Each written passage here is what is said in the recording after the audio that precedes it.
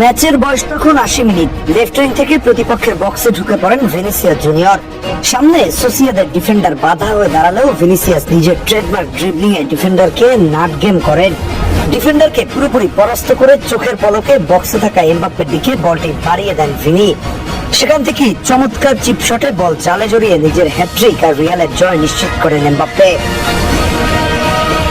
Real মাদ্রিদের হয়ে পুরো ম্যাচ জুড়ে ভিনিসিয়াস জুনিয়র নিজের পুরনো ছন্দে ছিলেন এবং শেষ পর্যন্ত ভিনিসিয়াস এমবাপ্পের তাণ্ডবী বার্নাবিউতে নাস্তানাবুদ হয়েছে প্রতিপক্ষ রিয়াল সোসিয়েদাদ।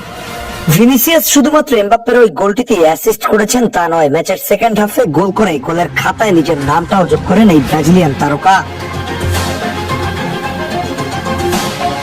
আজকের ম্যাচে ভিনির কনফিডেন্স আর ফ্রি ফ্লুয়েন্ট ড্রিবলিং দেখে বোঝা যাচ্ছিল রিয়ালের জার্সিতে সেই পুরনো ভিনিসিয়াস ফিরে এসেছে। লেফট উইং এ সোসিয়েদাদের ডিফেন্ডাররা বারবার চেষ্টা করেও তাকে থামানোর কোনো উপায় পাচ্ছিল না। রিয়ালের ৪ গোলের জয়ে ভিনির সরাসরি অবদান ছিল ২টি গোলেই।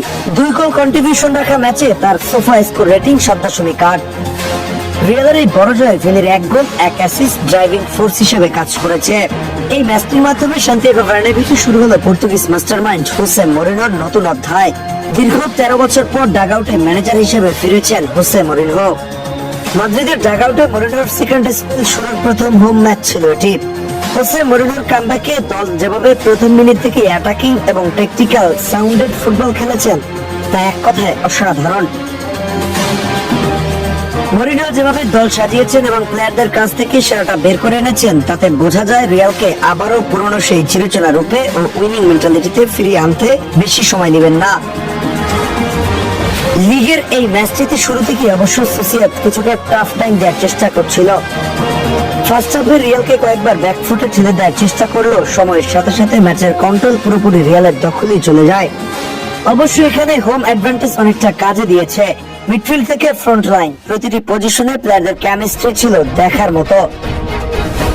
ফার্স্ট হাফের শেষের দিকে গোল কনসেপ্ট করে চাপে পড়লো সেকেন্ড হাফের শুরু থেকে এমবাপ্পে ও জুড বেলিংহামের ডেডলি পারফরম্যান্সের উপর ভর করে ম্যাচের লাগাম ও রিয়ালের হাতে চলে আসে। সিজনের শুরুতেই মরিনহোর অধীনে দলের এমন দুর্দান্ত পারফরম্যান্স খুবই আবশ্যক ছিল। এমন স্পিডি ও কাউন্টার অ্যাটাকিং ফুটবল আর প্লেয়ারদের কেমিস্ট্রি যদি ধরে রাখা যায় তবে চলতি সিজনে রিয়াল মাদ্রিদকে আটকানো প্রতিপক্ষের জন্য বেশ কঠিনই হতে যাচ্ছে।